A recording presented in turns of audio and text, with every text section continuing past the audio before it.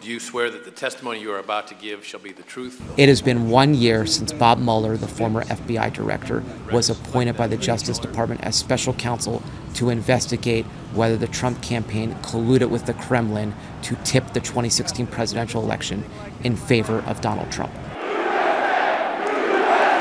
The other question emerged almost immediately after Mueller was appointed, and that is, did the president take actions to obstruct justice during the course of the original Russian investigation? That stems from multiple actions that he's taken, including the firing last May of FBI Director James Comey and his subsequent hectoring and badgering of Attorney General Jeff Sessions over his recusal from the Russian investigation. In the 12 months since his appointment, it's been a busy year of multiple indictments, guilty pleas, tense court appearances, tirades on Twitter from President Donald Trump, and ongoing negotiations about what's going to happen next. Lock him up!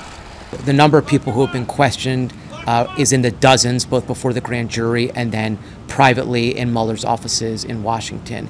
And it's a true who's who of bold-faced Washington White House big names. So we're talking here about Steve Bannon, Reince Priebus, Don McGahn, Hope Hicks, Stephen Miller. These are the people who were in the president's inner circle during the course of the early months of the administration.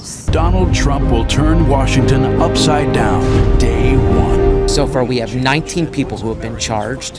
13 of those are Russians, and they are Russians who are accused of participating in a hidden but very powerful social media effort to sow discord in the American public through fake and bogus Facebook ads that really exploited divisions on hot-button issues like race, policing, ethnicity. So that's 13 of the 19. Then of the 6 others, we have the president's former campaign chairman, Paul Manafort, who has been indicted and is awaiting trial in both Alexandria, Virginia, and Washington. That includes Michael Flynn, who was the former White House National Security Advisor.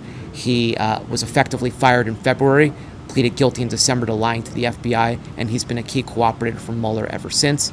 The next big question that we're all waiting for is whether President Donald Trump is going to sit for an interview with Special Counsel Robert Mueller. Would you like to testify to Special Counsel Robert Mueller, sir? Thank you.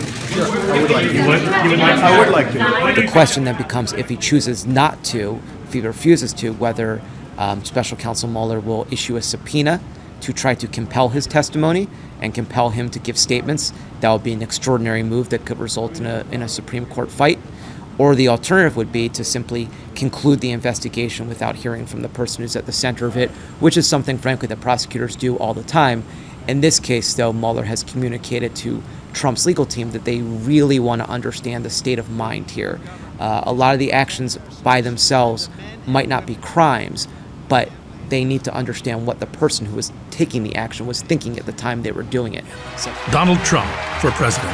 I'm Donald Trump, and I approve this message.